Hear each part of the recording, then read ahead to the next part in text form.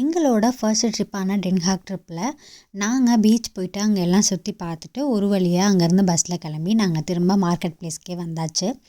அங்கே சரி சும்மா இருப்போமே, டைம் இருக்கே அப்படின்னு சொல்லி அங்கே ஒரு கடைக்கு போனோம்.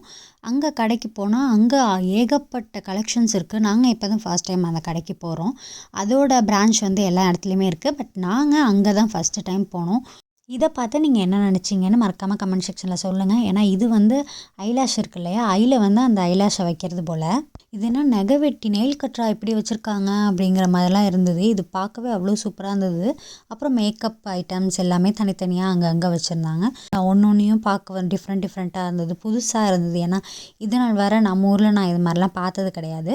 அதனால் இங்கே வந்து பார்க்குறப்போ ஒன்றும் டிஃப்ரெண்ட்டாக இருந்தது. நம்மலாம் வெறும் பில்லோ வச்சு சில பேர் தூங்குவாங்க, இல்லைனா அந்த ஹார்ட் பொம்மை போட்டு தூங்குவாங்க, அந்த மாதிரி தான் நான் பார்த்துருக்கேன். பட் இங்கே அதை விடவே டிஃப்ரெண்ட்டாக இருந்தது.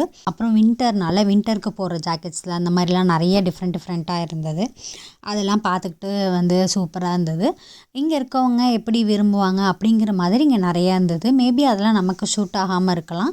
பட் இங்கே இருக்கவங்க வந்து நிறையாவே போடுவாங்க. இது வந்து இங்கே வந்து வின்டருக்கு மட்டும் வச்சுருக்கல, அடுத்து சம்மர் வரப்போகுது அப்படிங்கிறதுக்காக சம்மருக்குமே வந்து அவங்க இப்போலேருந்தே வச்சுருக்காங்க. அப்புறம் எனக்கு பிடிச்ச ஜிகு ட்ரெஸ்லாம் நிறையாவே இருந்தது. அதெல்லாம் பார்த்து ஐ ஜாலி அப்படின்னு சொல்லி பார்த்துக்கிட்டே வந்துட்டு இருந்தேன். ஜஸ்ட் பார்த்துட்டு தான் வந்துட்டு இருந்தேன். அப்படியே போயிட்டு அடுத்த செக்ஷனில் பெல்ட்டெல்லாம் நிறையா வச்சுருந்தாங்க. எனக்கு இந்த ஸ்டோன் வச்சது ஜிகு இருந்தாலே ரொம்ப பிடிக்கும். அதனால் எவ்வளோ இருந்தாலும் நான் இந்த மாதிரியாக தேடி போய் பார்த்துக்கிட்டு இருந்தேன். அதுவே ரொம்ப ஜாலியாக இருந்தது எனக்கு.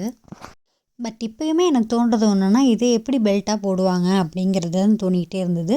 ஆனாலும் பார்க்க நல்லா இருக்கேன்னு சொல்லி ஒன்றா எடுத்து கையில் போட்டுட்டு இருந்தேன். ஹஸ்பண்ட்டை இது நல்லாயிருக்கான்னு கேட்டுட்டு இருந்தேன். அவங்களுமே இதெல்லாம் எப்படி போடுவாங்க அப்படின்னு சொல்லி 2 பேரும் டிஸ்கஸ் பண்ணி அதை பார்த்துட்டு இருந்தோம். அடுத்து அப்படியே இந்த க்யூட்டான செயினும் இருந்தது. இது செயினா பிரேஸ்லெட்டா அப்படிங்கிறது எனக்கு தெரியல.